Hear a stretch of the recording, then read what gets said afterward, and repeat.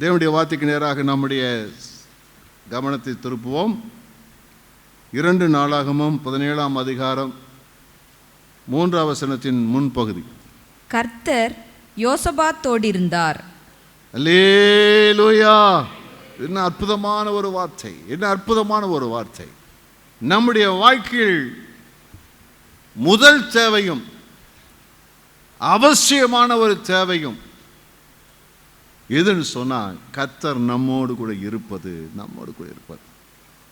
அநேக தேவ மனிதர்களை வாழ்க்கையில் ஆண்டவர் இடைப்படும் போது அவர்கள் இவ்விதமாய் தான் வேண்டிக் கொண்டார்கள். ஆண்டவரே, என்னோடு கூட இரும். மோசே சொல்லும்போது சொல்லுகிறார், என்ன சொல்லுகிறார்?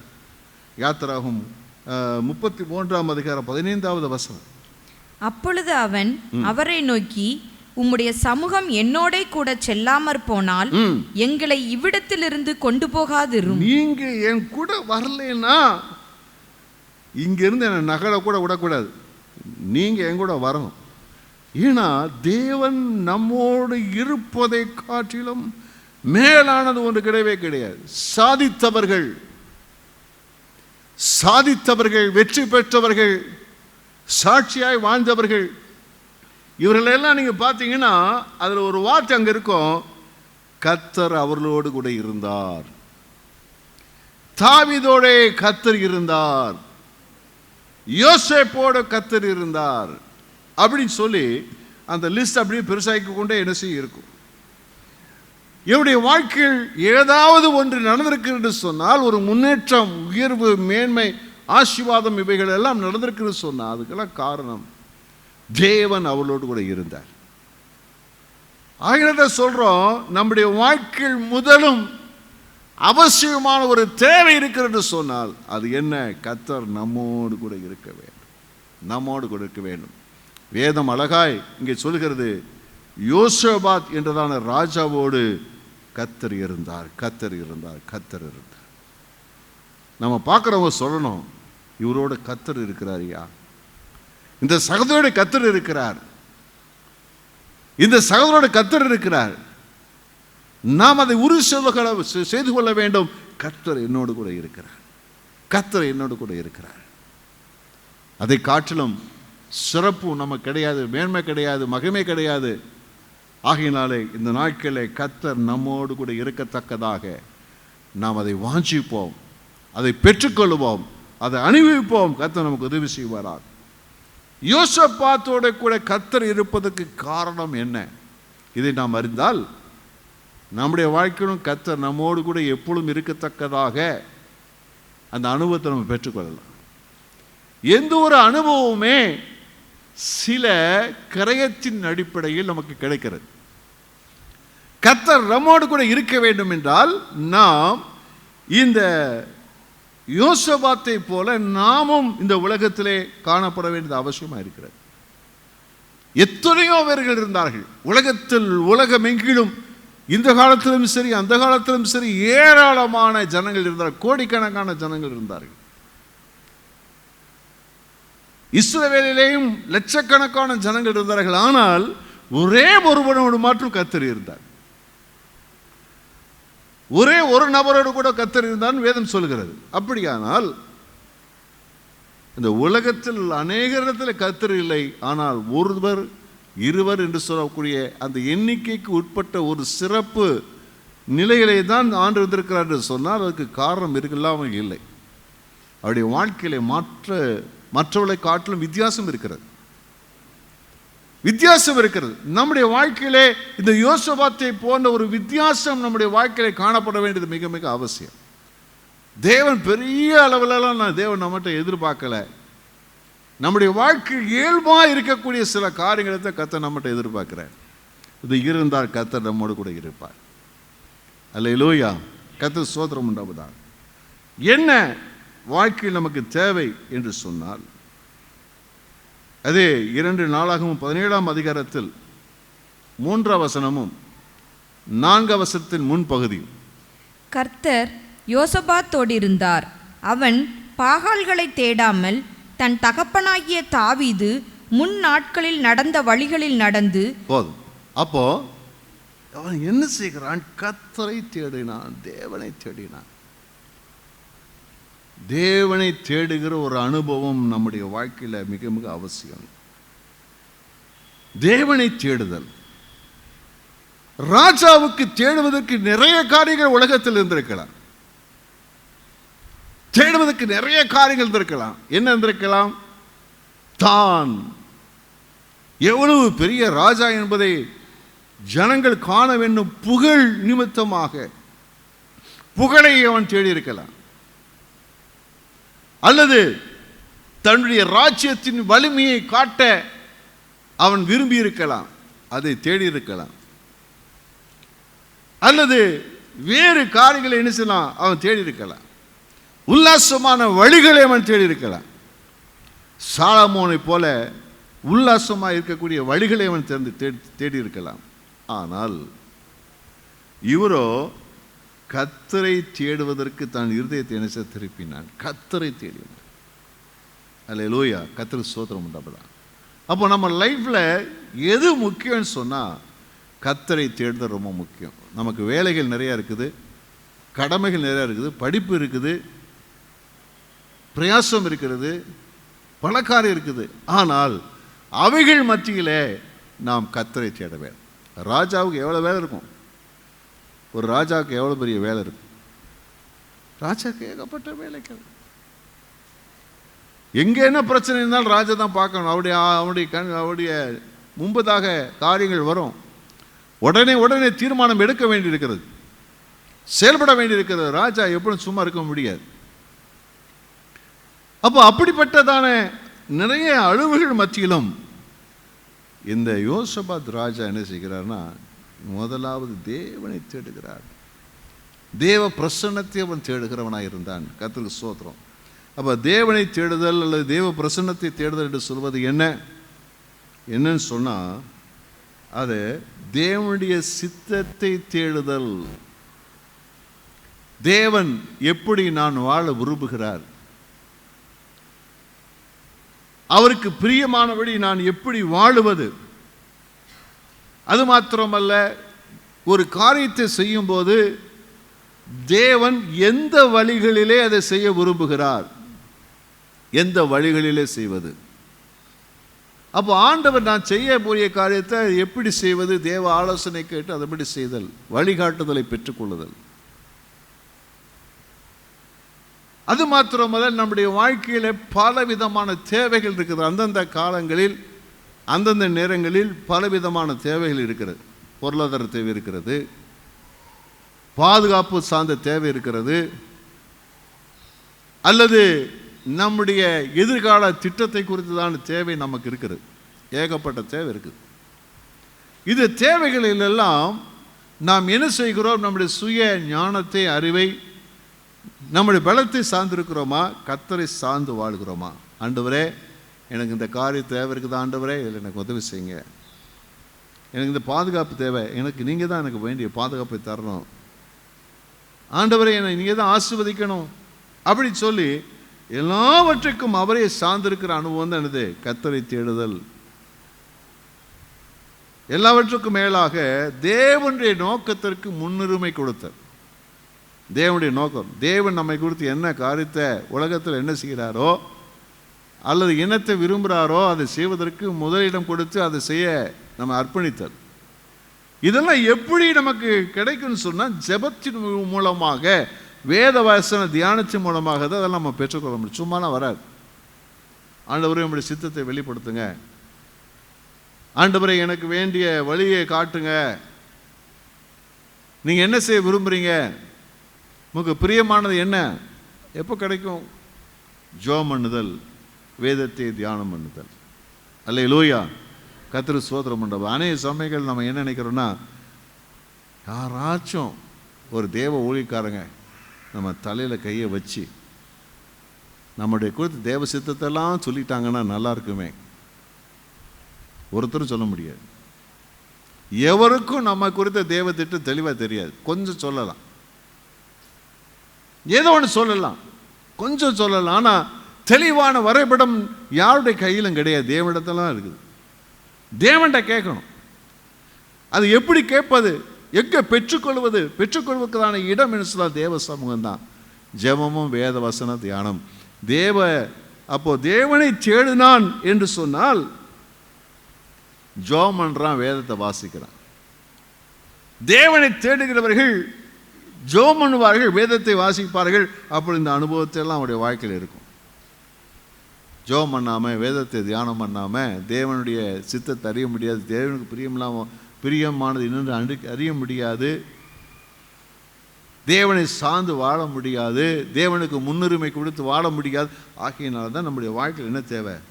இதுதான் கர்த்தர் அவனோடு கூட இருப்பதற்குரிய ரகசியம். இதுதான் கர்த்தர் அவனோடு கூட இருக்கிறதுக்குரிய ரகசியம். அல்லேலூயா. ஆக இந்த காரியத்துக்கு நம்ம அர்ப்பணிக்கணும். எதுக்கு? தேவனும் நம்மோடு கூட இருக்க வேண்டும் என்றால் அவருக்கு இடம் கொடுக்கணும். ஜெபம் பண்ணி வேதத்தை வாசித்து தேவனை சார்ந்து இருக்கிற ஒரு வாழ்க்கை நம்முடைய வாழ்க்கையில் வர வேண்டும். வரும்போது இவன் என்ன நம்பி என்ன சார்ந்திருக்கிறான், இவனை விடக்கூடாதுன்னு சொல்லி தேவன் நம்மோடு கூட எப்பொழுதும் இருப்பார். அந்த பிரசன்னம் நம்முடைய வாழ்க்கைக்கு நீங்கள் பார்க்க முடியும். அல்லேலூயா. கர்த்தருக்கு ஸ்தோத்திரம். இரண்டாவதாக அதே 2 நாளாகமம் 17ஆம் அதிகாரம் 4வது வசனம். தன் தகப்பனுடைய தேவனை தேடி இஸ்ரவேலுடைய செய்கையின்படி நடவாமல் அவருடைய கற்பனைகளின்படி நடந்து கொண்டான். என்ன செய்தானா? தேவனுடைய கற்பனை. அவருடைய தகப்பன் சரியா நடக்கல, ஆனால் தாவீது நல்லா நடந்திருந்தாரு. அவருடைய தகப்பன் காரியங்களில் பின்னாடி கொஞ்சம் அவர் சரியில்லை தான். ஆனால் இந்த யோசபாத்தை பொறுத்தளவிலே அவர் எப்படி நடந்து கொண்டார் சொன்னால், தேவனுடைய கற்பனையின்படி அவன் நடந்து கொண்டான். ஒரு அல்லேலூயா சொல்லுவோமா? தேவனுடைய கற்பனைன்னு என்னது? தேவனுடைய கற்பனை என்னது? தேவனுடைய வார்த்தை. தேவனுடைய வார்த்தை. தேவனுடைய வார்த்தை எங்கே இருக்கிறது? பைபிள் இருக்கிறது.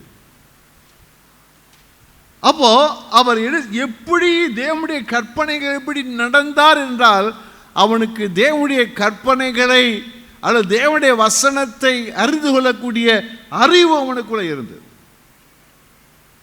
அதான் சங்கீதக்காரன் சொல்லும்போது சொல்றாரு, முதல் சங்கீதத்தில், இரவும் பகலும் அதிலே தியானமா இருக்கிற மனுஷன்.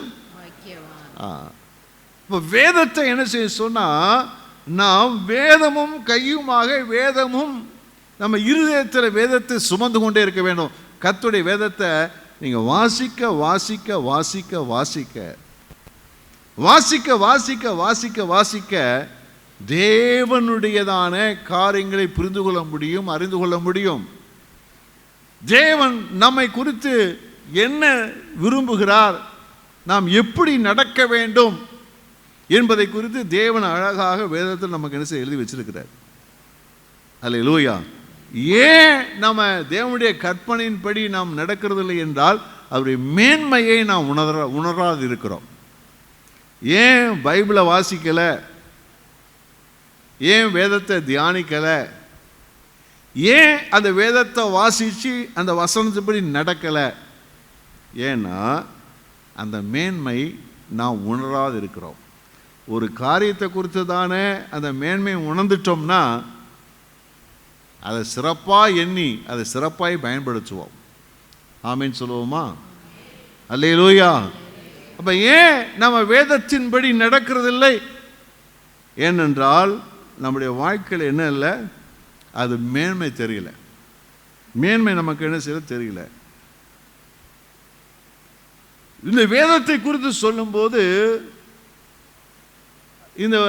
இந்த உலகத்திலே ஆசைப்படக்கூடிய இச்சிக்கப்படக்கூடிய எவைகளும் அதுக்கு ஒப்பிடத்தக்கது அல்ல.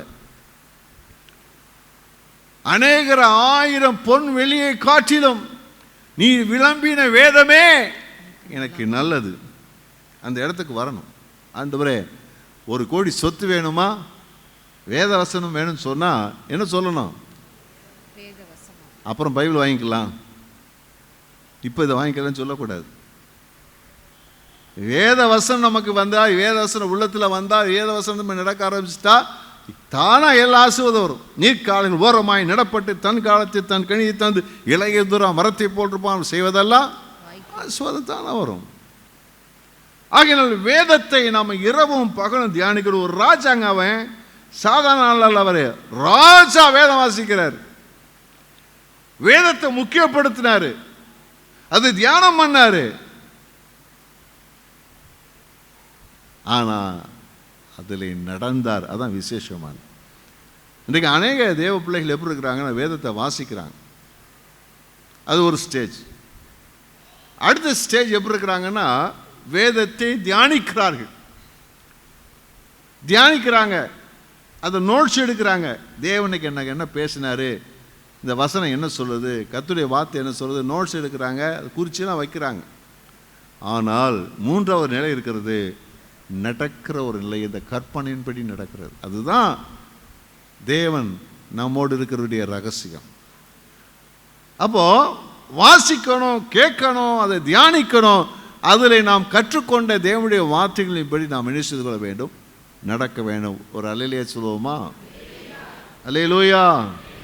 நீங்கள் போர்டு போட்டிருக்குது, நீங்கள் பார்த்தீங்கன்னா மதுரையில் போகும்போது எப்போ டிராஃபிக்கை மாற்றி விடுவான்னு தெரியாது, எப்போ ஒன்வே டிராஃபிக் ஆகும் தெரியாது. அங்கே ஒரு போர்டு போட்டிருக்கோம். என்ன போட்டிருக்கோன்னா ஒரு வழி பாதை அப்படின்னு போட்டிருக்கோம். அதுக்கு எதிர்முகமாக நம்ம போடணும்னா என்ன ஆகும், போகக்கூடாது, போக முடியாது. ஆனால் நம்மளுடைய சிந்தை எப்படி இருக்குன்னு பார்த்தீங்கன்னா அங்கிட்டு இங்கிட்டு பார்ப்போம், யாரும் இல்லையா சர்றம் விட்டுருவோம். உண்மையாக நடக்கிறோமா இல்லையா? மனசு என்ன செய்ய எப்பவுமே ஒரு கட்டளைக்கு கீழ்ப்படிய மனசு ஒத்து வர மாட்டேங்குது. இதே போல தான் தேவனுடைய கட்டளைக்கு கற்பனைக்கு நம்முடைய மனசு ஒத்து வர மாட்டேங்குது, நடக்கணும்னு ஒத்து வர மாட்டேங்குது. தெரியுது ஆனால் என்ன செய்ய மாட்டேங்குது, நடக்க மாட்டேங்குது. உண்மைதானா? ஓய்வு நாளை பரிசுத்தமாய் ஆசரிப்பாயாக, அன்றியும் சபை கூடி வருதலை அநேகம் விட்டு விடுகிறது போல என்ன செய்யாதீங்க, விட்டு விடாதீங்கன்னு சொல்லியிருக்கிறது. நமக்கு என்ன தெரியுது, நம்ம என்ன செய்கிறோம் தெரியுது, ஆனாலும் சில சமயம் சிலர் விட்டுறாங்க. நீங்கள் செய்ய மாட்டீங்க தெரியும், சிலர் விட்டுறாங்க. ஏன் தெரியுது ஆனாலும் கற்பனையின்படி நடக்க மனசு வர மாட்டேங்குது. அந்நிய நுகத்தில் அவிசுவாசம் பிணைக்கப்படாது அப்படின்னு வேதம் சொல்றது, கர்த்தர் சொல்றாரு, பேசுறாரு. அப்படி செய்யும் போதெல்லாம் கர்த்தர் என்ன செய்யறாருன்னா இந்த வணங்கா கழுத்துள்ள ஜனங்கள் அப்படின்னு சொல்லி கோபுறார் ஆண்டவர். தெரியுது, அதனால அநேக தண்டனை பெற்றார்களும் தெரியுதுதான் செய்யுது. ஆனால் நம்ம என்ன செய்யறோம், நீங்க செய்ய மாட்டீங்க, சில செய்யறாங்க. என்ன செய்யறாங்க, அதே காரியத்தை செய்ய ஆரம்பிச்சுறாங்க. என்ன நடக்குது? அப்போ கர்த்தர் எப்படி நம்மோடு கூட இருப்பார்? தேவன் நம்மோடு கூட இருக்க வேண்டுமானால் அந்த கற்பனையின்படி நடக்க வேண்டும். ஏன் அந்த கற்பனையின்படி நடக்கணும்? ஏன் இந்த கற்பனையின்படி தேவன் சொன்ன வார்த்தையின்படி ஏன் நடக்கணும்? வசனத்தின்படி ஏன் நம்ம நடக்கணும்? ஏனென்றால் மத்தேயு 19ஆம் அதிகாரம் 16-17 வசனங்கள். அப்பொழுது ஒருவன் வந்து அவரை நோக்கி, நல்ல போதகரே, நித்திய ஜீவனை அடைவதற்கு நான் எந்த நன்மையை செய்ய வேண்டும் என்று கேட்டான். போதகரே, நான் நித்திய ஜீவனை, அழிவில்லாத வாழ்க்கை, பரலோகத்தை பெற்றுக்கொள்ளுக்கு நான் என்ன ஐயா செய்யணும்? இயேசு என்ன சொன்னாரு? அதற்கு அவர், நீ என்னை நல்லவன் என்று சொல்வானேன்? தேவன் ஒருவர் தவிர நல்லவன் ஒருவனும் இல்லையே. நீ ஜீவனில் பிரவேசிக்க விரும்பினால் கற்பனைகளை கைக்கொள் என்றார். என்ன செய்தாரு? கற்பனைகளை கைக்கொள், தேவனுடைய வார்த்தையை கைக்கொள்ளுப்பா. அப்போ தேவனுடைய வசனத்தின்படி நடத்துதல் நமக்கு எதை தருது சொன்னா நித்திய ஜீவனை தரு. அப்ப நித்திய ஜீவனை அடைவதற்குரிய வழி என்னன்னு சொன்னா வசனத்தின்படி நடக்கிற. பக்கத்து குறுக்கு வழியெல்லாம் பலரும் போக முடியாது. ஒரு அல்லையிலே சொல்லுவோமா, குறுக்கு வழியில் என்ன செய்ய முடியாது, போக முடியாது. இந்த உலகத்தில் இருக்கக்கூடிய அநேக நீதி ஸ்தலத்தில் ஏதாச்சும் ஒன்று கொடுத்து எப்படியாச்சும் போயிடுறாங்க பார்த்தீங்களா? சிலர் படிப்பில் எதையாச்சும் பண்ணி எப்படியாவது பாஸ் ஆகிடுறாங்க. எந்த தகுதி இல்லாட்டாலும் சில என்ன செய்கிறாங்க, வேலை கிடச்சிருது. ஆனால் இயேசுநாதர்கிட்ட அப்படி முடியாது. நீதியுள்ள நியாயாதிபதியாக இருக்கிறார். நித்திய ஜீவனுக்கு போகணும், என்ன செய்யணும், வேத வசனத்தைப்படி என்ன செய்யணும், நடக்க வேணும். பக்கத்தில் சொல்லுங்களேன், நீங்கள் பரலோகத்துக்கு போகணுன்னா இந்த வசனப்படி நடந்தாகணும், வேறு வழி இல்லை. அல்லேலூயா, அதான் முக்கியம். அதனால தான் அவர் என்ன செய்யற, இரவும் பகலும் ராஜாவாக இருந்தால் என்ன செய்ய, வேதத்தை வாசித்தபடி என்ன செய்யற நடக்கிறாரு. ரெண்டாவது என்ன சொன்னா, அதுதான் தேவனை பிரியப்படுத்துகிற வழி. அனே சொல்றாரு, என்னை கத்தாவே கத்தாவேன்னு சொல்றீங்க, ஆனால் நீங்கள் என்ன செய்யல என் வார்த்தையின்படி எனக்கு. பல்லவத்தில் போகும்போது ஆண்டவர் சொல்லுவாராம், அந்த நியாய தீர்ப்பு நாளின் வரும்போது செம்மறியாடி வெள்ளாடு பிறக்கும்போது சொல்ல,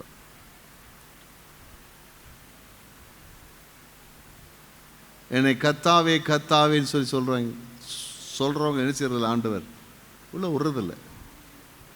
பிதாவின் சித்தத்தின்படி செய்கிறவனை அல்லாமல் என்ன செய்ய முடியாது. அதான் தேவ வசனம்.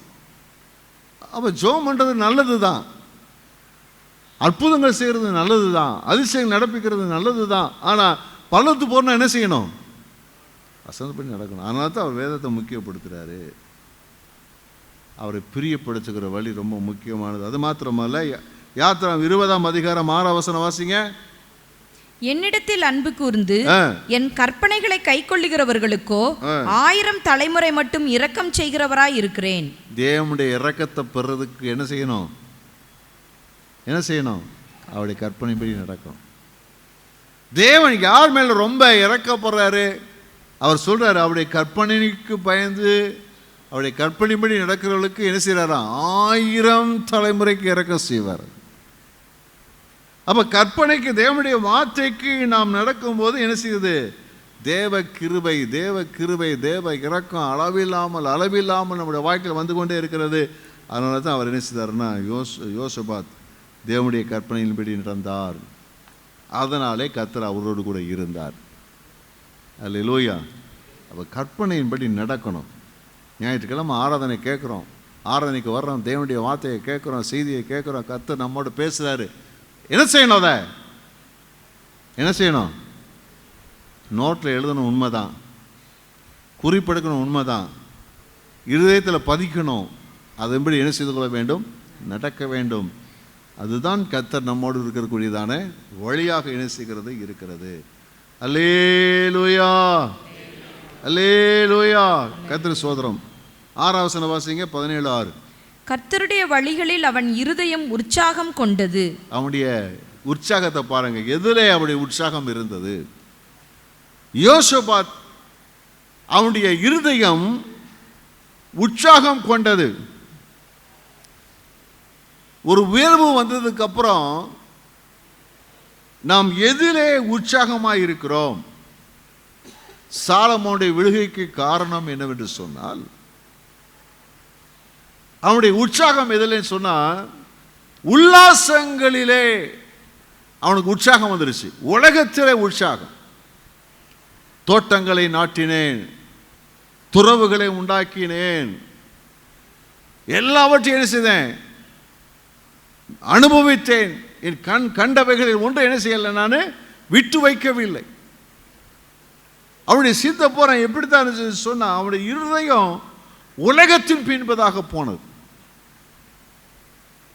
ஆகையினால அவனுடைய ஞானம் இருந்தும் திறமை இருந்தும் அருமையான ஒரு ராஜ்ய பாரத்தை அவருடைய தகப்பனா அவனுக்கு சம்பாதித்து வைத்திருந்தாலும், எளிமையாக அந்த ராஜ்ய பாரத்தை அனுமதித்தாலும், ஆனால் அவனுடைய மனது அவனுடைய இருதயம் உலக உல்லாசத்திலே போனதுனாலே என்ன நடந்தது, அவன் பின்மாறி போனான்னு சொல்லி பார்க்கிறோம். அப்ப நம்முடைய இருதயம், இந்த ராஜாவுடைய இருதயம் சொன்னா, தேவனுடைய வழிகளிலே கர்த்தருடைய வழிகளிலே என்ன செய்கிறது இருக்கிறது. அப்போ தன்னுடைய இருதயத்தை சரியான வழிகளிலே அவன் திசை திருப்பி இருந்தான். நம்ம பல காரியம் நம்ம இருதயத்தை இழுக்கும். அது இங்கிட்டு இழுக்கும், அது அங்கிட்டு இழுக்கும், அது அப்படி இழுக்கும், அது எப்படி இழுக்கும். அல்லேலூயா, கர்த்தருக்கு ஸ்தோத்திரம் உண்டாவதாக. 1000 வழிகள் இருக்கும். சொந்தக்காரங்க ஒரு பக்கம் இழுப்பான், ஃப்ரெண்ட்ஸ் ஒரு பக்கம் இழுப்பான்,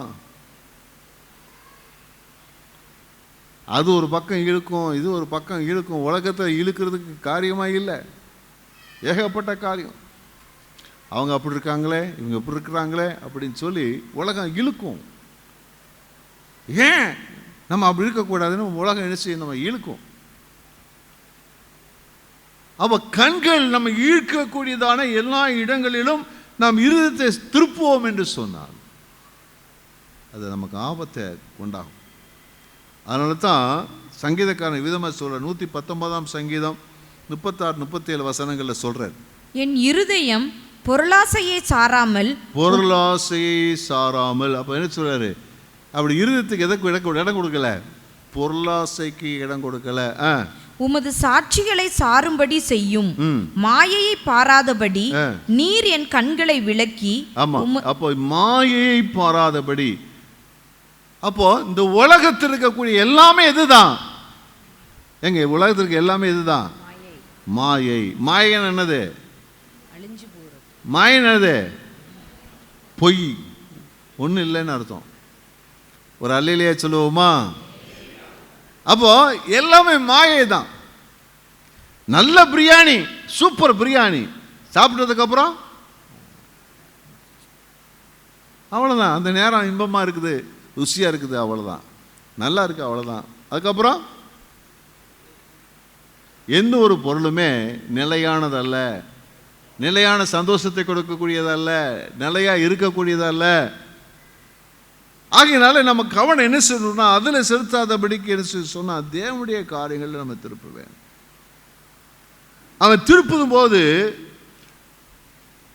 அவன் கர்த்தருடைய வழிகளில் தன் இருதயத்தை அவன் செலுத்தும் போது அவனுக்கு இருக்கிற பிரச்சனை என்ன பிரச்சனை? 6ஆம் வசனம் வாசிங்க. கர்த்தருடைய வழிகளில் அவன் இருதயம் உற்சாகம் கொண்டது, அவன் மேடைகளையும் விக்கிரக தோப்புகளையும் யூதாவை விட்டு அகற்றினான். பாருங்க, அவனுக்கு என்ன பிரச்சனைன்னா கர்த்தருடைய வழிகளை நடக்க அவனுடைய இருதயம் உற்சாகமாகி விட்டது. ஆனால் அங்க பிரச்சனை இருக்குது, அங்க விக்கிரகம் இருக்குது. அந்த வழியிலே நடக்கக்கூடாது அப்படின்னு ஒரு தடை இருக்கிறது, ஒரு அருவருப்பு இருக்கிறது.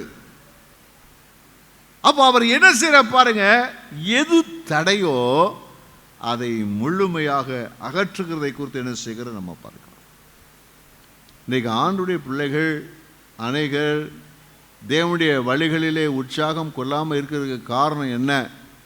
ஜெபத்தில் ஆர்வம் கிடையாது, உபவாசத்தில் ஆர்வம் கிடையாது, வேதவசனம் வாசிக்கிற ஆர்வம் கிடையாது, தேவனுடைய ஊழியத்தை செய்வதில் ஆர்வம் கிடையாது, வசனத்தை மற்றவங்க சொல்றதில் ஆர்வம் கிடையாது, பரிசுத்தமாக வாழ்றதில் ஆர்வம் கிடையாது. விக்கிரக ஆராதனையான பொருளாசை. அப்போ பொருளாசைங்கிறது ஒரு விக்கிரகமாக இருக்கிறது. இன்னைக்கு அநேகருக்கு ஒரு விக்கிரகம் இருக்குது. நம்ம வீட்டில் லிட்ரலாகவே விக்கிரகம் நம்ம வாழ்க்கையில் இருந்தாலும் அது அகற்றப்பட வேண்டும். அது என்ன விக்கிரகமாக இருந்தாலும் சரி, அது அகற்றப்பட வேண்டும். முதல்ல செய்து அதை தான் நம்ம அந்த எந்த விக்கிரகமாக இருந்தாலும் நம்ம வீட்டில் நம்முடைய வாழ்க்கை இருக்கக்கூடாது. 2வது, நம்ம இருதயத்தில் பொருளாசை என்றதான விக்கிரகம் நமக்குள்ள என்ன செய்யக்கூடாது, இருக்கக்கூடாது. பொருள் தேவன் தருவார், வசதியை தருவார், வாய்ப்பை தருவார். ஆனால் அது நமக்கு விக்கிரகமாக இருந்து தேவனை அடையாளத்துக்கு இருக்கக்கூடாது. ஏங்க ஏன் ஜெபம் பண்ணல, ஏன் வேதத்தை வாசிக்கலை, ஏன் சர்ச்சுக்கு வரல, ஏன் ஊழியம் செய்யலைன்னு கேட்டால் எனக்கு நைட் ஷிஃப்ட்டு ஆகினா நான் ஜெபம் பண்ண முடியல, வேதம் வாசிக்கலை. ஏங்க அப்படின்னு சொன்னால் நான் 2 ஷிஃப்ட் வேலை பார்த்தேன், நான் ஊருக்கு போயிட்டு வந்தேன், டூருக்கு போயிட்டு வந்தேன், சொந்தக்கார வீட்டுக்கு போனேன், கல்யாணத்துக்கு போனேன், கருமாதிக்கு போனேன், எனக்கு என்ன இல்லை. அது என்னது? அது என்னது? அதுதான் விக்கிரகம். ஜெபம் பண்ணுவதற்கும் வேதத்தை வாசிப்பதற்கும் கர்த்தருடைய காரியங்களை செய்வதற்கும் எதெல்லாம் தடையா இருக்குதோ அதெல்லாம் என்னது? விக்கிரகம். ஆமீன் சொல்லுவோமா? சொந்தக்காரன் வருவான் போவான், எல்லாம் வருவாங்க போவாங்க, எல்லாம் வருவாங்க போவாங்க. உங்கள் வீட்டில் சாப்பாடு சாப்பிட்டு சூப்பராக இருக்குன்னு சொல்லுவாங்க. ஆனால் 5 பைசா கையில் காசு இருக்கும்போது என்ன செய்யாது? ஒரு சொந்தம் வர ஒரு பந்தம் வராது. அப்போ கர்த்தர் தான் நமக்கு உதவி செய்ய வேண்டியிருக்கும். ஆகையினால் தேவனுடைய பிள்ளைகளாக இருக்கிற நம்ம எதில் கவனம் செலுத்த வேண்டும்? நம்முடைய விக்கிரகம். சிலருக்கு விக்கிரகம் சொந்தக்காரன் தான் விக்கிரகம். எனக்கு நான் ஆண்டவருக்குள்ள பிரியமாக தான் இருக்கிறேன், ஆனால் அவங்க தான் எனக்கு தடையாக இருக்கிறாங்க. சொந்தம், அவங்கள பிரியப்படுத்த நினைக்கிறது நமக்கு விக்கிரகம். நித்திய ஜீவனுக்கு ஏதுவாக நீங்கள் போகும்போது சொந்தக்காரங்க யாரும் நமக்கு வந்து நிற்க முடியாது. நான் தான் அவனுக்கு எது பண்ணேன், ஆனால் ப்ளீஸ் ஆண்டவர் உள்ள விடுங்க, ஏற்றுக்கொள்ளப்படாது. ஆண்டவரை நான் தான் தடையாக இருந்தேன், நான் தான் கட்டாயப்படுத்தி கல்யாணத்துக்கு கூட்டிகிட்டு போயிட்டேன், ஆகையினால என்ன செய்யுங்க, அவரை ஆசீர்வதிச்சுக்கன்னு சொல்லி யாரும் ஆண்டவரை ரெக்கமெண்ட் பண்ண முடியாது. நீங்கள் கூட இருங்க ஆண்டவரே, அவன் பிரச்சனை கிடையாது, அது நான் தான் பிரச்சனை, அம்மாவோ அப்பாவோ யாரும் சொல்ல முடியாது. ஏன்னா ஆண்டவர் நினைச்ச மாட்டானா, அதை ஏற்றுக்கொள்ள மாட்டார். உன் காரியத்துக்கு நீ தான்ப்பா உத்தரவாது. ஆக தேவனுடைய பிள்ளைகளாக இருக்கிற நம்ம அதில் இருக்க வேண்டும். கர்த்தருக்கு ஸ்தோத்திரம் உண்டாவதாக. அதில் பாருங்க, ராஜாவுக்கு சிந்தனையை பாருங்க. 7ஆம் வசனத்தில் 9ஆம் வசனம் வரைக்கும் வாசிங்க பார்ப்போம். அவன் அரசாண்ட 3ஆம் வருஷத்தில் 3ஆம் வருஷம் வந்தபோது யூதாவின் பட்டணங்களிலே உபதேசம் பண்ணும்படிக்கு அவன் தன் பிரபுக்களாகிய பொன்னாயிலையும் பெண்ணாயிலையும் ஒபதியாவையும் சகரியாவையும் நெதனியாலையும் மிகாயாவையும் இவர்களோட கூட செமாயா, நெதனியா, செபதியா, ஆசகேல், செமிரமோத், யோனத்தான், அதோனியா, தொபியா, தோபத்தோனியா என்னும் லேவியரையும் இவர்களோட கூட ஆசாரியரான எலிசமாவையும் யோராமையும் அனுப்பினான். இவர்கள் யூதாவிலே உபதேசித்து கர்த்தருடைய வேத புஸ்தகத்தை வைத்துக்கொண்டு யூதாவின் பட்டணங்களில் எல்லாம் திரிந்து ஜனங்களுக்கு போதித்தார்கள். எங்கும் தேவனுடைய வார்த்தையை பிரசித்தம் பண்ணினான். கைவிட்டு அல்லே சொல்லுவோமா? அல்லேலூயா. ராஜா பாருங்க, அவருக்கு 1000 கடமைகள் இருந்தாலும் பிரதானமாக எதை தன் கையில் எடுத்திருக்கிறாருன்னா வேத வசனம். ஜனங்கள் ஆசீர்வதிக்கப்படுறதுக்கு வழி, என் தேசம் உயர்த்தப்படுறதுக்கு வழி, மேன்மேடருக்கு வழி என்ன? ஜனங்கள் வசனத்தை என்ன செய்யணும்? அவர்கள் அறிந்து வசனப்படி நடக்கணுங்கிறதுனால எல்லா இடங்களிலும் வசனம் எல்லா ஜனங்களும் கேட்கத்தக்கதாக வசனத்தை என்ன செய்தான்? பிரசித்தப்படுத்தினான். நம்முடைய இருதயம் அப்படி தான் இருக்கணும். எங்கே போனாலும் நம்ம வசனத்தை சொல்லிக்கிட்டே இருக்கணும். எங்கெல்லாம் பார்க்குறோமோ அவங்களெல்லாம் வசனத்தை சொல்லணும். இந்த வசனம் இல்லாத இடங்களில் வசனத்தை சொல்லணும், சத்தியத்தை அறிவிக்கணும். ஹல்லேலூயா. என் சொந்தக்காரங்க இன்னும் வசனம் தெரியாது, அவங்க வசனத்தை நான் சொல்லி கொடுக்கணும், சத்தியத்தை சொல்லணும், இயேசுவை பற்றி சொல்லணும், இயேசுகிட்ட வர்றதை பற்றி சொல்லணும், நித்திய ஜீவனை பற்றி சொல்லிக் கொடுக்கணும், ஆண்டுக்கு பிரியமாக வாழ்கிறத பற்றி சொல்லிக் கொடுக்கணும். இதில் ரொம்ப கவனமாக இருந்தது. அல்லேலூயா. கர்த்தருக்கு ஸ்தோத்திரம் உண்டாவதாக. நம்முடைய சிந்தை எப்படி இருக்குது? நம்ம எப்படி இருதயம் இருக்குதோ அதைத்தான் நம்ம செய்வோம். அவனுடைய இருதயம் கர்த்தருடைய வழிகளில் நடப்பதற்கு உற்சாகமற்றிருந்தபடினால அதிலே கவனம் செலுத்தினான். ஆகையினால் கர்த்தர் அவனோடு கூட இருந்தார். ஹல்லேலூயா. கர்த்தர் நம்மோடு கூட இருப்பார். நம்ம எப்பொழுதும் வசனத்தை சொல்றதுல கவனமாக இருந்தால் கர்த்தர் நம்மோடு கூட இருந்து நம்மை ஆசீர்வதிக்க உண்மையுள்ளவராக இருப்பார். 4ஆவதாக, இந்த 20ஆம் அதிகாரத்தை நீங்கள் பார்த்தீங்கன்னா, 2 நாளாகமம் 20ஆம் அதிகாரத்தை நீங்கள் பார்க்கும்போது அங்கே யோசபாத்துக்கு ஒரு பிரச்சனை வருகிறது. ஒரு போராட்டமான ஒரு சூழ்நிலை வருகிறது. அதில் முதல் வசனம், இதற்கு பின்பு மோவாப் புத்திரரும் அம்மோன் புத்திரரும் அவர்களோட அம்மோனியருக்கு அப்புறத்தில் உள்ள மனுஷரும் கூட யோசபாத்திற்கு விரோதமாய் யுத்தம் பண்ண வந்தார்கள். பாருங்க, ஒரு சின்ன தேசம், குட்டி தேசம், ஆனா அதுக்கு விரோதமாக 3 தேசத்தை சேர்ந்தவங்க நினைச்சாங்கன்னா யுத்தம் பண்ண வர்றாங்க. நெருக்கமான ஒரு சூழ்நிலை, நெருக்கமான சூழ்நிலை. அவன் ஒரு நாள் நினைச்சு பார்த்துருக்க மாட்டார். இப்படி ஒரு பிரச்சனை வரணும். பக்கத்தில் சொல்லுங்களேன், பிரச்சனை நம்மகிட்ட கேட்டுட்டு வரப்போகுது, சொல்லிட்டு வரப்போகுது. நமக்கு இருக்கிற பிரச்சனை 1 or 2 இல்லையா? பிரச்சனை அப்படித்தான். அவனுக்கும் பிரச்சனை, விரலுக்கு தக்க வீக்கம். எப்படி? விரலுக்கு தக்க வீக்கம். சின்ன விரலுக்கு சின்ன வீக்கம், பெரிய விரலுக்கு பெரிய வீக்கம். சாதாரண ஆளுக்கு சின்ன பிரச்சனை, பெரிய ஆளுக்கு பெரிய பிரச்சனை.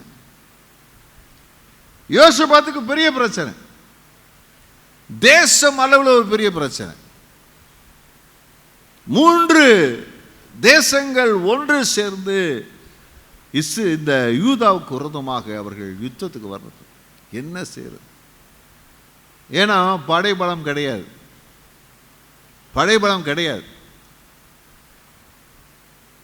உதாரணம் வச்சுங்களேன், இலங்கை தேசத்தோட அமெரிக்கா யுத்தத்துக்கு வந்தால் என்னத்துக்காகும்?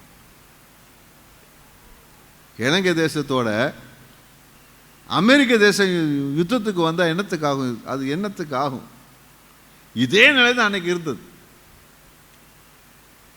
அது 3 இப்படி வச்சுக்கலாம், ரஷ்யா, அமெரிக்கா, சீனா 3 சேர்ந்து. அது இந்தியாவே அது தாக்கு பிடிக்காது, பாகிஸ்தானே தாக்கு பிடிக்காது. இதே போல நிலை தான் அங்க பயங்கரமான ஒரு நிலை. என்ன செய்வது? கர்த்தருக்கு ஸ்தோத்திரம் உண்டாவதா. அந்த நேரங்களில் ஞானமான முடிவு எடுக்கிறத பார்க்கிறோம். நீங்க ஞானமான முடிவு, ஞானமான முடிவு. ஒரு கஷ்டம் வரும்போது, ஒரு பிரச்சனை வரும்போது, போராட்டம் வரும்போது ஒரு ஞானமான முடிவு எடுக்கணும், ஞானமான முடிவு எடுக்கணும்.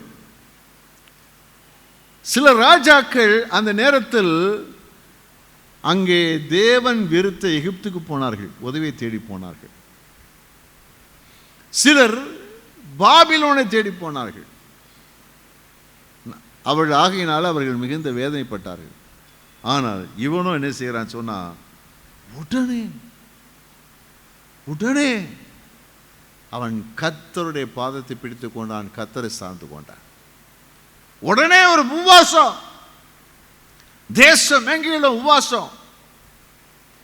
அந்த உபவாசம் சொல்றது மற்றவருடைய பார்வையிலே அது எப்படி பைத்தியக்காரத்தனம் வந்திருக்கும். அவன் 1000 அந்த யுத்தத்துக்கு வந்து நிற்கிறான், ரதங்களோட மதம் வந்து நிற்கிறான், போய் ஜெனிசிறான், உபவாசம் பண்ணி ஜெபம் பண்ணிட்டு இருக்கிறானே, பைத்தியக்காரத்தனமா தெரியும். ஆனால் அவன்கிட்ட இருக்கிறது மாம்ச பலன். ஆனா இவன்கிட்ட இருக்கிறது என்ன பலன்? தேவ பலன். தேவன். மனுஷர்கள் தன்னை மேற்கொள்ள கூடாதபடிக்கு அவன் தேவனை பற்றி கொண்டான், தேவனை சார்ந்து கொண்டான். உபவாசம் பண்ணி அவன் என்ன செய்யறான்னா, கர்த்தரை தேடுவதற்கு ஜனங்களை ஏற்பாடு பண்ணினா. எல்லாம் கூடி என்ன செய்யறாங்க? ஒன்று கூடி ஜெபம் பண்ணி வாசிச்சு பாருங்க. எல்லாரும் ஒன்று கூடி அவங்க ஜெபம் பண்றாங்க, ஜெபம் பண்றாங்க. அவங்க எப்படிலாம் ஜெபம் பண்ணாங்க, உபவாசம் பண்ணாங்க. அவருடைய ஜெபத்தை பார்த்தீங்கன்னா ஆச்சரியமா இருக்கிற. ராஜா 18ஆம் வசனம். அப்பொழுது யோசபாத் தரைமட்டு முகம் குனிந்தான். சகல யூதா கோத்திரத்தாரும் எருசலேமின் குடிகளும் கர்த்தரை பணிந்து கொள்ள கர்த்தருக்கு முன்பாக தாழ விழுந்தார்கள். என்ன செய்தாங்களாம்? தாழ விழுந்தார். தரை மட்டும் தாழ்த்தினால் எல்லாம் தாழ விழுந்த. ஆண்டவர் நீங்க தான் கதி.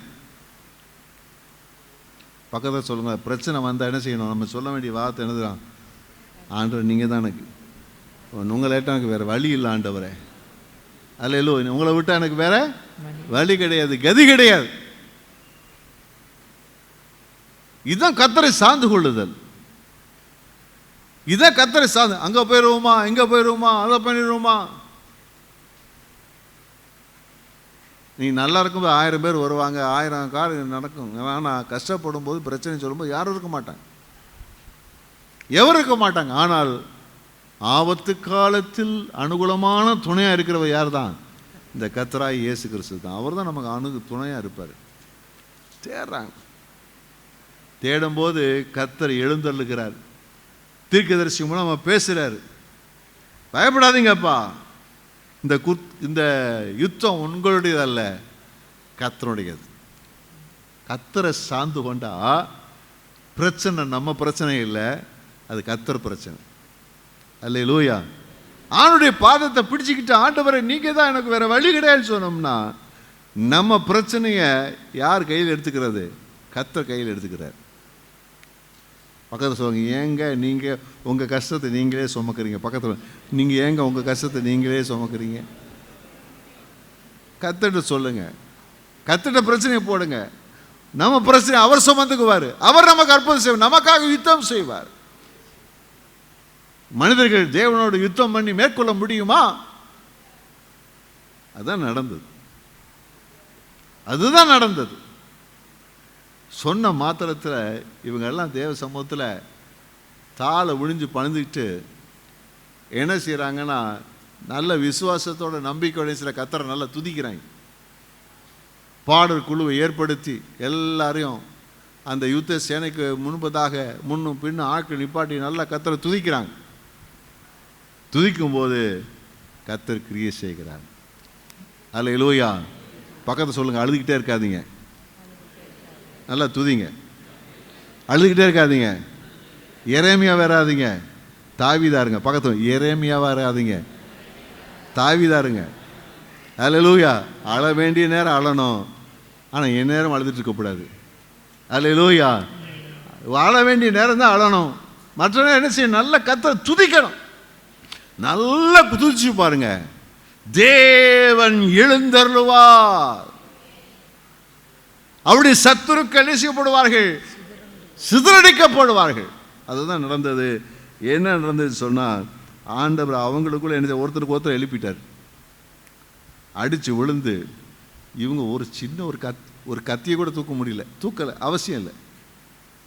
ஒரு பட்டயத்தை இருக்க வேண்டிய அவசியம் இல்லை, நடக்க வேண்டிய அவசியம் இல்லை, கஷ்டப்பட இல்லாமல் எல்லாம் உளுந்து கிடக்கிறான்.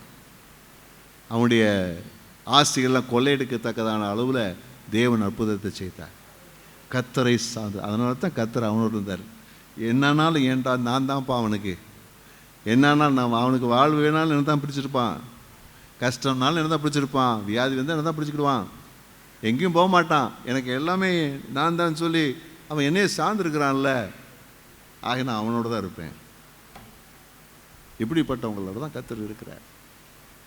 தேவன் நம்முடைய வாழ்க்கையில் தேவனை தேடும்போது, அவருடைய கற்பனைப்படி நடக்கும்போது, அவருடைய வழிகளிலே நடப்பதற்கு நம்முடைய இருதயத்தை நாம் ஒப்பு கொடுக்கும் போது, உற்சாகம் கொண்டிருக்கும் போது, கர்த்தரை சார்ந்து கொள்ளும் போது தேவன் நம்மோடு இருக்கிற நிச்சயப்படி நீங்கள் பார்க்க முடியும். அல்லேலூயா. ரொம்ப சிம்பிள் தான். இந்த 4 காரியம்தான், இந்த 4 காரியம்தான். இதை மறக்காதீங்க. கர்த்தரை தேடுங்க, அவருடைய வசனத்தை பண்ணி நடங்க, கர்த்தருக்குரிய காரியங்களில் கவனம் செலுத்தி அந்த காரியங்களில் ஜெபம் பண்ணுறதுல, வேதம் வாசிக்கிறதுல, சுவிசேஷ ஊழியம் செய்கிறதுல, கர்த்தருக்கு பிரியமானபடி நான் மற்றவங்களுக்கு காரியங்களை செய்கிறதுல கவனம் செலுத்துனீங்கன்னா உங்களோடு இருப்பார். பிரச்சனை வரும், ஆனால் கவலைப்படாதீங்க. தேவ சமூகத்தில் சொல்லுங்கள், கர்த்தர் நமக்காக கிரியை செய்ய பார்ப்பீங்க. இந்த 4 இருந்தால் கர்த்தர் நம்மோடு கூட இருக்கிறீங்க பார்ப்பீங்க. கர்த்தர் நம்மோடு இருக்கிற பார்ப்பீங்க. கர்த்தர் நம்மோடு கூட இருக்கும்போது என்ன நடக்கும்? யோசபாத் வாழ்க்கையில் நடந்தது. 5ஆம் வசனம் 17:5 வாசிக்கிறோம். ஆகையால் கர்த்தர் அவன் கையில் ராஜ்யபாரத்தை திடப்படுத்தினார். ராஜ்யபாரத்தை திடப்படுத்தினார். அவனுடைய ராஜ்யபாரத்துக்கு யாரும் வந்து அவனை சேதம் பண்ண முடியல, யாரும் அவனை மேற்கொள்ள முடியல, அவனை ஜெயிக்க முடியல, அவனை தள்ள முடியல, அவனுக்கு விரோதமாய் ஒன்றும் செய்ய முடியல. கர்த்தர் அவனோடு கூட ராஜ்யபாரத்தை என்ன திடப்படுத்தினார். அவனோடு கூட திடப்படுத்துறார். யாரும் தொடாத. அவன் யாரு? ஏன் ஆள். யோசபாத் என்னுடைய ஆள், யாரும் தொடாத. ஆண்டவருடைய ராஜ்ய பாரத்தை திடப்படுத்தினார் என்று சொல்லி பார்க்கிறோம். 17ஆம் அதிகாரம் 5ஆம் வசனத்தின் பின்பகுதி. யூதா கோத்திரத்தார் எல்லாரும் யோசபாத்துக்கு காணிக்கைகளை கொண்டு வந்தார்கள். அவனுக்கு ஐஸ்வர்யமும் கனமும் மிகுதியாய் இருந்தது. அவனுக்கு ஐஸ்வர்யமும் கனமும் மிகுதியாய் இருந்தது. 18:1 வாசிங்க. யோசபாத்துக்கு மிகுந்த ஐஸ்வர்யமும் கனமும் உண்டாயிருந்தது. 2 இடத்துல சொல்லி பாருங்க. ஆண்டவர் அவனோடு கூட இருந்தபடியினாலே அவன் கேளாத தேடாத ஐஸ்வர்யம் திரளா இருந்தது. அது மாத்திரமல்ல, கணம் அவனுக்கு பெரிய கணம் ஆண்டவர் கொடுத்திருந்தார். கணம் பெற்றவனாக இருந்தார். நீங்க இதை செய்யும் போது நமக்கு வேண்டிய ஆசீர்வாதம் தானா வரும். சொத்து வரும், வசதிகள் வரும், பணம் வரும். எல்லாவற்றையும் நம்ம ஆண்டு ஆஸ்வதிக்கிற வழியை தந்து கொண்டு வருவார். தானா வரும், கனம் வரும். நம்முடைய சொந்த பந்தங்கள் மத்தியில் நாம் எப்படிப்பட்டவராக இருப்போம்? கனத்துக்குரியவராக இருப்போம். மற்றவங்க மதிப்பாங்க. நீங்கள் போனீங்கன்னா எந்திரிச்சு நிற்பாங்க.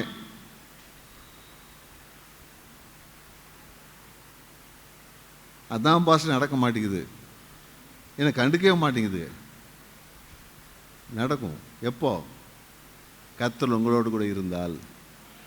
அல்லேலூயா. கணம் தானா என்ன செய்யும்? வரும். அல்லேலூயா. 12 17 12 வாசிங்க.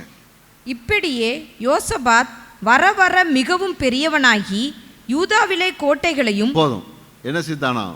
வர வர வர வர வர வர நம்ம ஊரை சொல்லுவாங்க, வர வர கழுத தேஞ்சி. யாருக்கு? கர்த்தர் யாரோடு இல்லையோ அவன் கதை தான் கதை. கழுது தேஞ்சி என்ன செய்ய? கட்டரும்பா மாறிடும். சிறுமைப்படுகிற வாழ்க்கை. ஆனா இவருக்கு எப்படி பாருங்க, நாளுக்கு நாள் வர வர வர வர வர வர வர வர வர பெரியவன் ஆகிட்டே போறான். எல்லா விதங்களிலும் அவனுக்கு உயர்வு. நீதிமானுடைய பாதைகள்லாம் நடுப்புகள் வரைக்கும் அதிக அதிகமாய் பிரகாசிக்கிற சூரிய பிரகாசத்துக்கு ஒப்பாய் இருக்கிறது. தேவன் அவனோடு கூட இருந்தார். இப்போ சொல்லுங்க, உங்களை பார்த்து கேள்விக்கு என்ன, இயேசுநாதரோடு இருக்கிறது அல்லது இயேசுநாதர் நம்மோடு கூட இருக்கிறது லாபமா நஷ்டமா? சொல்லுங்களேன், சொல்லுங்களேன். அம்மா பின்னாடி சொல்லுங்க, இயேசுநாதர் நம்மோடு கூட இருக்கிறது லாபமா நஷ்டமா? லாபம் தான். எவ்வளோ லாபம்? எண்ண முடியாத அளவுக்கு நமக்கு கர்த்தருக்கு ஸ்தோத்திரம் உண்டாவதா. எண்ண முடியாத அளவுக்கு நம்முடைய வாழ்க்கையில் அது மேன்மையாக மகிமையாக என்ன செய்கிறது இருக்கிறது. அதனால தான் இந்த யோசபாத்தை போல நம்முடைய வாழ்க்கையில் முதல் தேவை என்னவென்று சொன்னால், நம்மோடு கர்த்தர் இருக்க வேண்டும். நம்மோடு கர்த்தர் இருக்கணும். அல்லேலூயா. கர்த்தர் நம்மோடு இருந்தால் பொண்டாட்டி உங்களோடு இருப்பார், கணவர் உங்களோடு இருப்பார், பிள்ளைகள் உங்களோடு கூட இருக்கும், ஆசி பணம் ஐஸ்வர்யம் கனம் மேன்மை எல்லாம் உங்களோடு கூட இருக்கும்.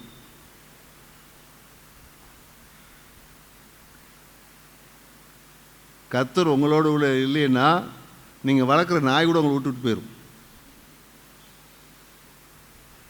உண்மை அதுதான். அப்போ என்ன சொல்கிறேன்னா, ஏன் அப்படி சொன்னால், சிறு சாதாரண காரியம் கூட எடுத்து நம்ம விட்டு போயிடும். அப்போ நம்ம செய்ய வேண்டியது என்ன? தேவனை தேடு. கர்த்தரை தேடுவேன், கர்த்தரை தேடுவேன், கர்த்தரை தேடுவேன், கர்த்தரை தேடுவேன். என்னானா எவ்வளோ வேலை இருந்தாலும் சரி, ஜெபம் பண்ணாமல் இருக்க மாட்டேன், வேதத்தை வாசிக்காமல் இருக்க மாட்டேன், ஆலயத்துக்கு வராமல் இருக்க மாட்டேன், சுவிசேஷம் சொல்லாமல் இருக்க மாட்டேன்,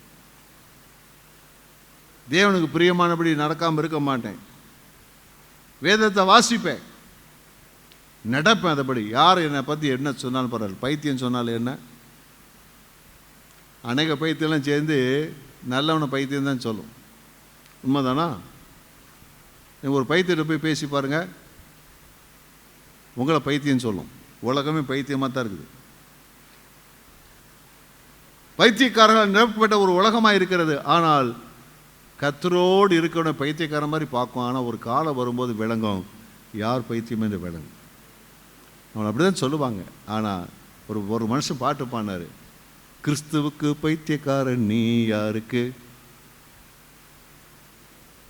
ஆமாம், நம்ம கிறிஸ்துவுக்கு பைத்தியவான். நீ உலகத்தில் பைத்தியம், நகையில் பைத்தியம், சாராய பைத்தியம், அந்த பைத்தியம், இந்த பைத்தியம், உனக்கு ஏகப்பட்ட பைத்தியம் இருக்குது. எங்களுக்கு ஒரே ஒரு பைத்தியம்தான், இயேசுநாதர் பைத்தியம். ஆனால் அதுதான் மேன்மை. அல்லேலூயா, கர்த்தருக்கு ஸ்தோத்திரம் உண்டாவதாக. அவரை தேடுவோம், வசனத்தின்படி நடப்போம், அவருடைய வழிகளிலே நம்ம இருதயத்தை செலுத்தி அதில் ஆர்வமாக இருப்போம். கவனம் பூரா எப்போ சர்ச்சுக்கு வர்றது, பக்கத்து எப்படா சர்ச்சுக்கு வரலாம், ஜெபம் பண்ணலாம். சர்ச்சுக்கு வர அந்த அக்காவை பார்த்து பேசலாம், இல்லை அந்த சோழி இருக்கக்கூடாது. எப்போ சர்ச்சுக்கு வரலாம், ஜெபம் பண்ணலாம். எப்போ ஊழியத்துக்கு போகலாம், எப்போ வசனத்தை வாசிக்கலாம், எப்படி கர்த்தருக்கு பிரியமா வாழலாம், கவனம். எட்டுக்கு 4 பேருக்கு வசனத்தை சொல்லலாம். இருதயம் எந்த பிரச்சனை, கர்த்தரை சார்ந்து கொள்ளுதல். தேவன் உங்களோடு இருப்பதை நீங்கள் காண்பீர்கள். அல்லேலூயா. இதுதான் தேவை, இதுதான் தேவை, இதுதான் தேவை, இதுதான் தேவை, இதுதான் தேவை. கர்த்தர் என்னோடு கூட இருக்க வேண்டும். பக்கத்தை சொல்லுங்க, கர்த்தர் என்னோடு கூட இருக்க. எல்லாமே போனாலும் பரவாயில்ல, கர்த்தர் நம்மோட்ட இருந்தால் எல்லாமே வந்துடும். ஆமேன்னு சொல்லுவோமா? எல்லாத்துக்காக கர்த்தரை விட்டீங்கன்னா எல்லாம் தானாக போயிடும். ஆனால் கர்த்தர் நம்மோடு கூட இருந்தால் எல்லாம் தானாக வந்துடும். இந்த ரகசியம் புரிஞ்சுக்கொள்ளுங்க. நம்முடைய முதல் தேவை என்னன்னா கர்த்தர் தான். கர்த்தர் என்னோடு கூட இருக்க வேண்டும், கர்த்தர் என்னோடு கூட இருக்க வேண்டும், கர்த்தர் என்னோடு கூட இருக்க. 4 காரியங்கள். 1, தேவனை தேடுங்க, கற்பனையின்படி நடங்க, இருதயத்தில் தேவனுக்கு ஏற்றவைகளை நீங்கள் இருதயத்தில் ஆர்வமாக இருந்து செயல்படுங்க. 4வது, சின்ன பிரச்சனையோ பெரிய பிரச்சனையாக இருந்தாலும் சரி, கர்த்தரை சார்ந்து கொள்ளுங்கள், கர்த்தரை சார்ந்து கொள்ளுங்கள். கர்த்தர் உங்களோடு கூட இருக்கிறதை பார்ப்பீர்கள். ஆமென். எல்லாம் எழுதி நாம் ஜெபம் பண்ண போகிறோம். கர்த்தர் யோசேப்போட இருந்தார். இந்த வார்த்தை நமக்கு வரட்டும் அப்படியே. கர்த்தர், கர்த்தர் என்னோடு கூட இருக்கிறார். யோசபாத் மாற்றி சொல்லிட்டேன்னு நினைக்கிறேன். கர்த்தர் யோசபாத்தோடு இருந்தது போலவே நம்ம சொல்லணும், கர்த்தர் என்னோடு கூட இருக்கிறார். உங்கள் ஹஸ்பண்ட் உங்களை பார்த்து சொல்லணும், உன்னோட கர்த்தர் இருக்கிறார். மனைவி உங்களை பார்த்து சொல்லணும், கர்த்தர் உங்களோடு இருக்கிறார். பிள்ளைகள் அம்மாவை பார்த்து சொல்லணும், அப்பா பார்த்து சொல்லணும், கர்த்தர் உங்களோடு இருக்கிறார். பிள்ளைகளை பார்த்து பெற்றோர் சொல்லணும், கர்த்தர் உங்களோடு இருக்கிறார். வேலை செய்கிற இடங்களிலும் சரி, படிக்கிற இடங்களும் சரி, உங்களோட கர்த்தர் இருக்கிறார். நீங்கள் சாதாரணமான ஆள் இல்லைங்க, கர்த்தர் உங்களோடு கூட இருக்கிறார். இதை காட்டிலும் மேன்மை ஒன்றுமே கிடையாது. இந்த 4 காரியத்தை ஒப்பு கொடுப்போமா தேவ சமூகத்தில்? கையெல்லாம் உயர்த்தி கர்த்தரை தேடுவதற்கு, கர்த்தருடைய வசனத்தின்படி நடப்பதற்கு, அவருடைய வழிகளில் நடப்பதற்கு, நம்முடைய இருதயத்தை செலுத்துவதற்கு என்ன அவசியமாக இருந்தாலும் சரி, கர்த்தர் தான் எனக்கு. கர்த்தரை சார்ந்து கொள்ளுவேன். ஹல்லேலூயா, ஹல்லேலூயா. தேவனை எங்களை அர்ப்பணிக்கிறோம். நம்முடைய பிள்ளைகளோடு கூட கர்த்தாவே நீர் இரும் ஆண்டவரே. 4 காரியத்தை நம்முடைய பிள்ளைகள் கர்த்தாவே அவர் அர்ப்பணித்திருக்கிறார்கள்.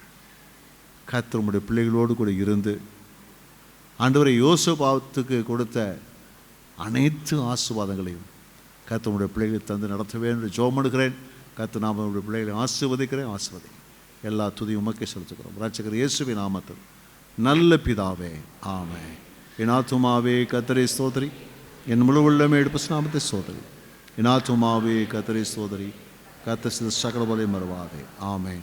நம்முடைய கர்த்தராக இருக்கிற இயேசு கிறிஸ்து கிருபையும் பிதாவாகிய தேவனுடைய அன்பும் பரிசுத்த ஆவியின் ஐக்கியமும் நம் அனைவரோடும் சகல பரிசுத்தவான்களோடும் இன்றும் என்றும் சதா காலங்களிலும் இருப்பதாக.